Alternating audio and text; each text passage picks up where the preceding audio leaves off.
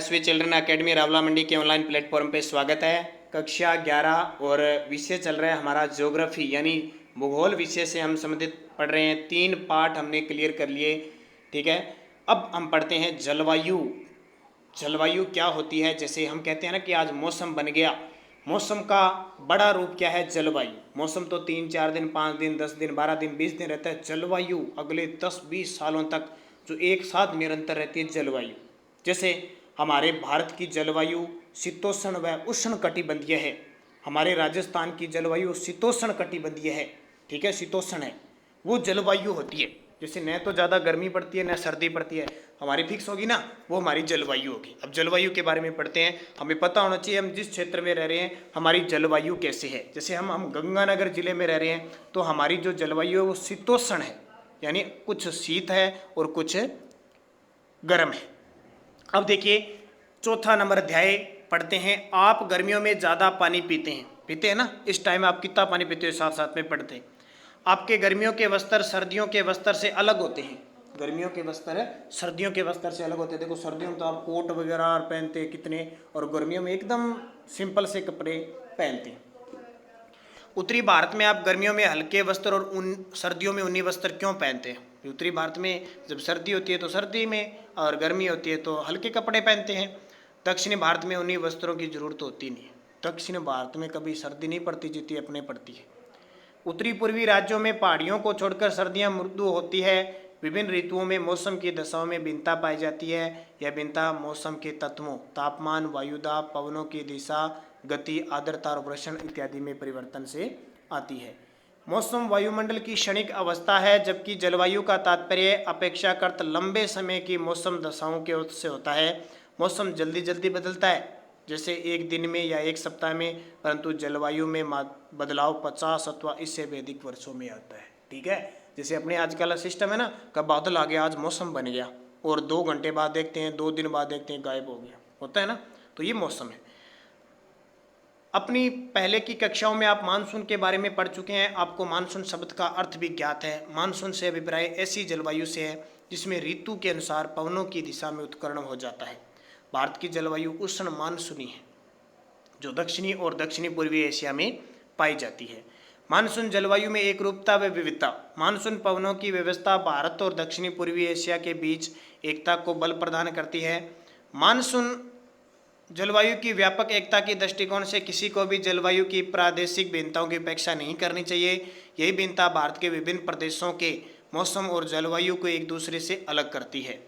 उदाहरण के लिए दक्षिण में केरल और तमिलनाडु की जलवायु, उत्तर में उत्तर प्रदेश, बिहार की जलवायु से अलग है। फिर भी सभी राज्यों की जलवायु मानसून प्रकार की है। भारत की जलवायु में अनेक प्रादेशिक भिन्नताएं हैं, जिन्हें पवनों के प्रतिरूप, तापक्रम और वर्षा ऋतु की लय, आर्द्रता और शुष्कता की मात्रा में भिन्नता के रूप में देखा जा सकता है। इन प्रादेशिक विविधताओं का जलवायु के उप वर्गों के रूप में वर्णन किया जा सकता है। आइए अब हम तापमान, पवनों तथा वर्षा की इन प्रादेशिक विविधताओं का जरा गौर से अवलोकन करें। देखो गर्मियों में पश्चिमी मरुस्थल में तापक्रम कई बार 55 डिग्री सेल्सियस को स्पर्श करता है, और कई बार तो हम देखो कूलर वगैरह सारा दिन चलते हैं ना, पूरे 24 घंटे चलते हैं, इतना ज़्यादा तापमान होता है। मोबाइल में, टीवी में देखते हैं कि आज पारा 50 डिग्री के पार, इतना तापमान हो गया 55 डिग्री गर्मियों में। जबकि सर्दियों में लेह के आसपास, लेह जम्मू कश्मीर में, लद्दाख है ना, वहाँ पे है -45 डिग्री सेल्सियस तक गिर जाता है। देखो माइनस में चला जाता है। जो आपका फ्रिज है ना, फ्रिज जिसमें आप फ्रीजर होता है, बर्फ जमाते हो, उसमें 0 डिग्री होता है। देख लो 0 डिग्री से -45 डिग्री, क्या हाल हो जाएगा।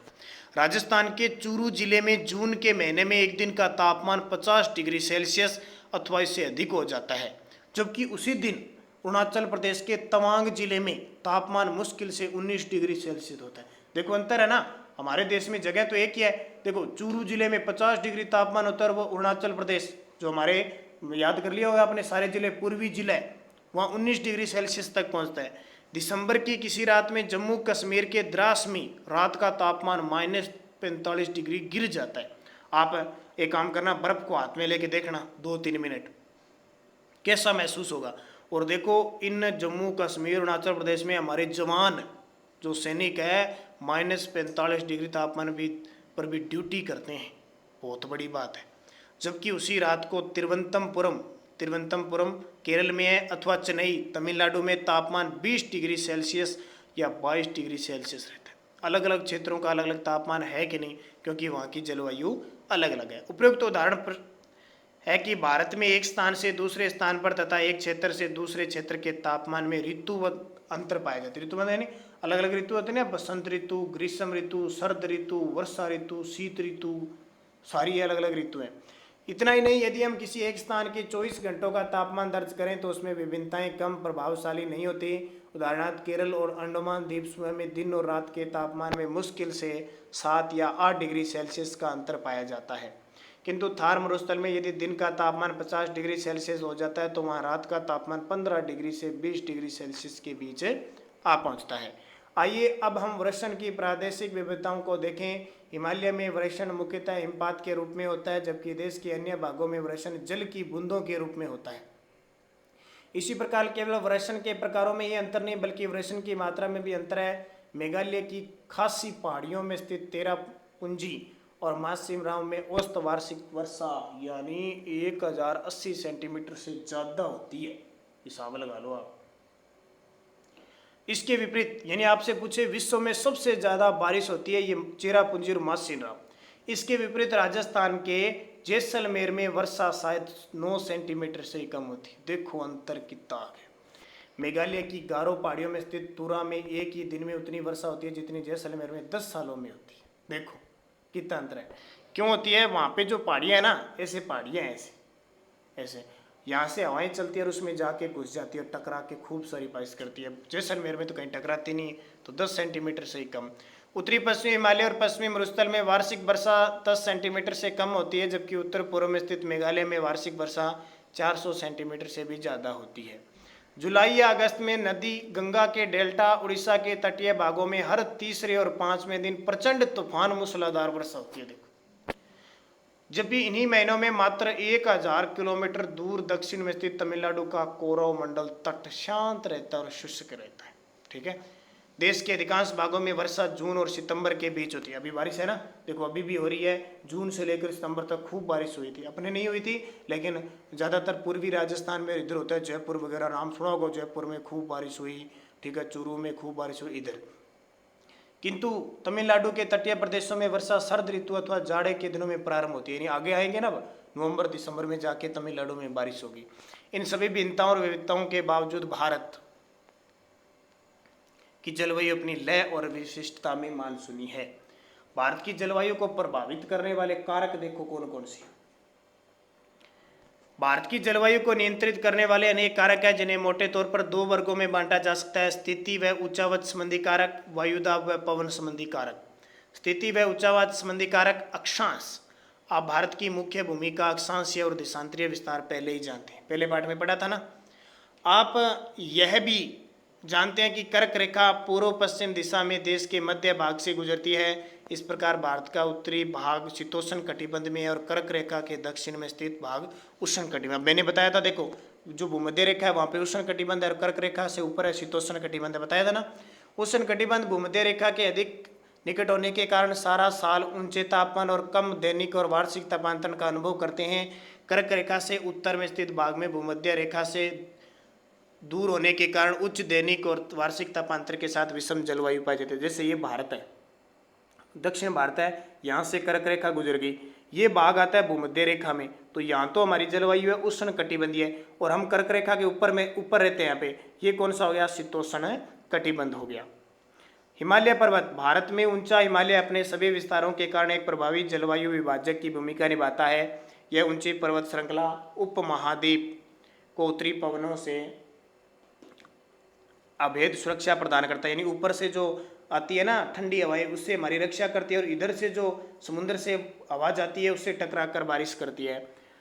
ठीक है। जमा देने वाली ठंडी पवनें उत्तरी ध्रुव रेखा के निकट पैदा होती है और मध्य और पूर्वी एशिया में आर पार बहती है। इस प्रकार हिमालय पर्वत मानसूनी पवनों को रोककर उपमहाद्वीप में वर्षा का कारण बनती है। जल और स्थल का वितरण। भारत के दक्षिण में 3 और तो एक हिंद महासागर, उत्तर की ओर ऊंची व अविंचनीय पर्वत श्रेणी है। स्थल की अपेक्षा जल देरी से गर्म होता है। हमेशा जल है जैसे जो स्थल है ना वो तो जल्दी से गर्म हो जाता है, लेकिन जल वो धीरे धीरे होता है, देर से ठंडा होता है। जल और स्थल के इस विभेदी तापमान के कारण भारतीय उपमहाद्वीप में विभिन्न ऋतुओं में भिन्नता वायुदाब प्रदेश विकसित हो जाते हैं। वायुदाब में भिन्नता मानसून पवनों के उत्कर्ण का कारण बनती है। समुद्र तट से दूरी लंबी तटीय रेखा के कारण भारत के विस्तृत तटीय प्रदेशों में समकारी जलवायु पाई जाती है। भारत के अंदरूनी भाग समुद्र के समकारी प्रभाव से वंचित रह जाते हैं। ऐसे क्षेत्रों में विषम जलवायु पाई जाती है। यही कारण है कि मुंबई व कोंकण तट के निवासी तापमान की विषमता और ऋतु परिवर्तन का अनुभव नहीं कर पाते। दूसरी ओर समुद्र तट से दूर देश के आंतरिक भागों में स्थित दिल्ली, कानपुर और अमृतसर में मौसमी परिवर्तन पूरे जीवन को प्रभावित करते हैं। समुद्र तल से ऊंचाई के साथ साथ तापमान घटता जाता है। जैसे जैसे ऊंचाई जाएंगे तो गर्म कम हो जाएगा, तापमान घटता जाएगा। विरल वायु के कारण पर्वतीय प्रदेश मैदानों की तुलना में अधिक ठंडे होते हैं। उदाहरणार्थ आगरा और दार्जिलिंग एक ही अक्षांश पर स्थित है, किंतु जनवरी में आगरा का तापमान 16 डिग्री और दार्जिलिंग, आगरा तो है उत्तर प्रदेश में, और दार्जिलिंग पश्चिम बंगाल में 4 डिग्री सेल्सियस होता है। उच्चावच का मतलब जगह के हिसाब से ऊंची नीची। भारत का भौतिक स्वरूप अथवा उच्चावच तापमान, वायुदाब, पवनों की गति व दिशा, ढाल की मात्रा, वितरण को प्रभावित करता है।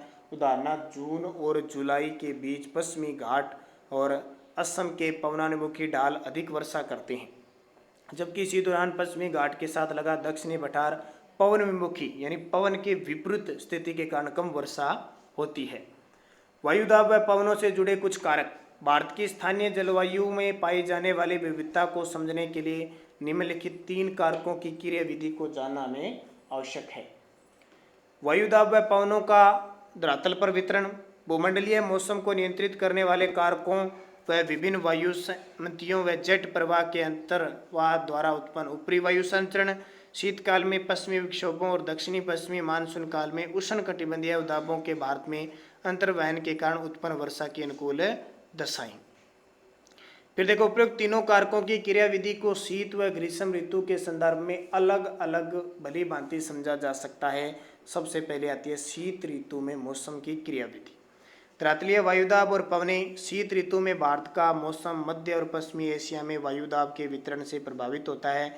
इस समय हिमालय के उत्तर में तिब्बत पर उच्च वायुदाब केंद्र स्थापित हो जाता है।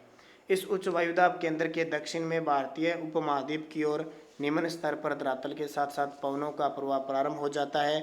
मध्य एशिया के उच्च वायुदाब केंद्र से बाहर की ओर चलने वाली धरातलीय पवनें भारत में शुष्क महाद्वीपीय पवनों के रूप में पहुंचती है।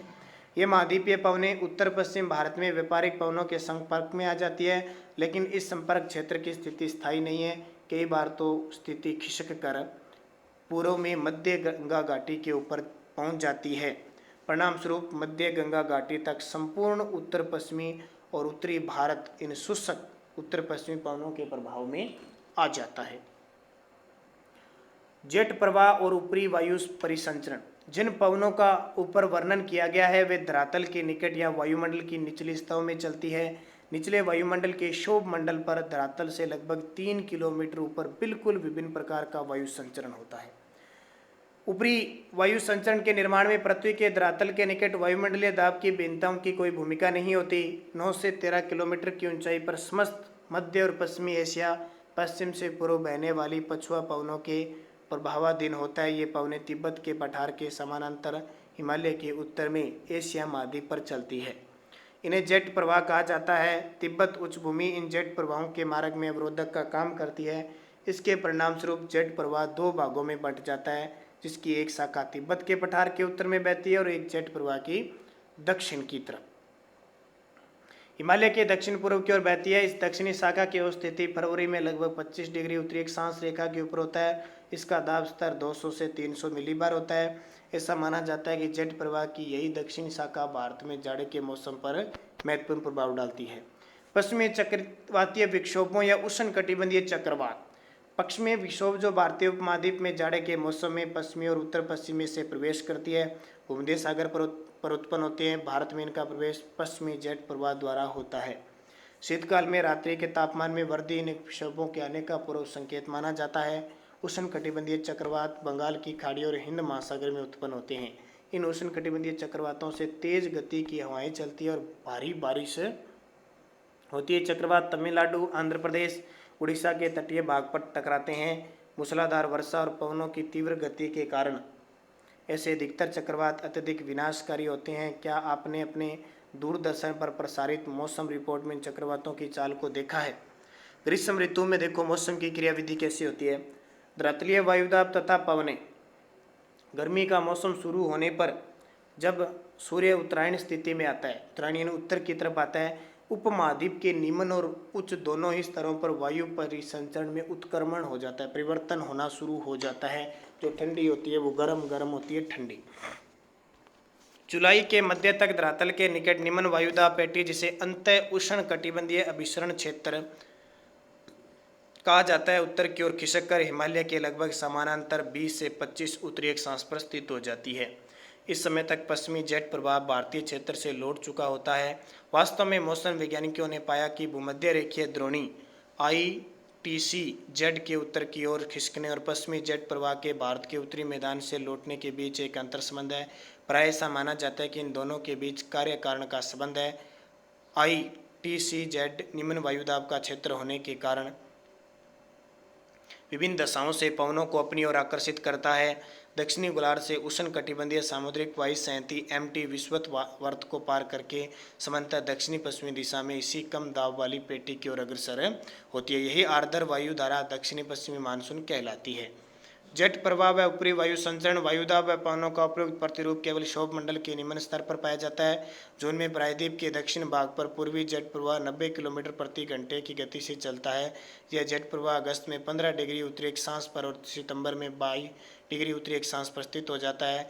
ऊपरी वायुमंडल में पूर्वी जेट प्रवाह सामान्यतः 30 डिग्री उत्तरी अक्षांश से परे नहीं जाता।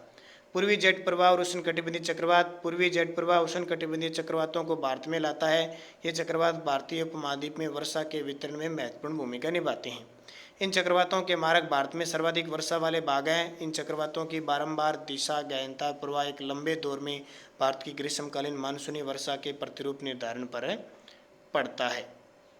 ठीक है, तो ये भारतीय मानसून की प्रवृत्ति है। अब आगे क्या होता है अगले वीडियो में हम पूरी इसकी चर्चा करेंगे, किस प्रकार इनकी जो सारी घटनाएं होती है। जैसे ये दे रखा है अंतः उष्ण कटिबंधीय अभिसरण क्षेत्र, ठीक है, जिसका शॉर्टकट में नाम है ITC-Z। विषुवत वर्त पर स्थित अंतः उष्ण कटिबंधीय अभिसरण क्षेत्र एक निम्न वायुदाब वाला क्षेत्र है। इस क्षेत्र में व्यापारिक पवनें मिलती है, अतः इस क्षेत्र में वायु ऊपर उठने लगती है।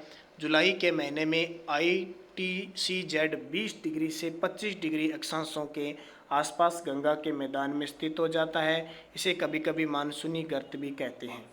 यह मानसूनी गर्त उत्तर और उत्तर पश्चिमी भाग पर तापीय निम्न वायुदाब के विकास को प्रोत्साहित करता है। ITC-Z के उत्तर की ओर खिसकने के कारण दक्षिणी गोलार्ध की जो व्यापारिक पवनें हैं 40 से 60 डिग्री पूर्वी देशांतरों के बीच विषुवत वर्त को पार कर जाती है। कोरियोपोलिस बल के प्रभाव से विषुवत वर्त को पार करने वाली इन व्यापारिक पवनों की दिशा दक्षिण पश्चिम से उत्तर पूर्व की ओर हो जाती है। यही दक्षिण पश्चिम मानसून शीत ऋतु में ITC-Z दक्षिण की ओर खिसक जाता है। इसी के अनुसार पवनों की दिशा दक्षिण पश्चिम से बदलकर उत्तर पूर्व हो जाती है। यही उत्तरी पूर्वी मानसून है। अब भारतीय मानसून की प्रवृत्ति कैसी है ये हम अगले वीडियो में शानदार तरीके से पढ़ेंगे। तब तक आप इसको इतना पढ़ना। धन्यवाद।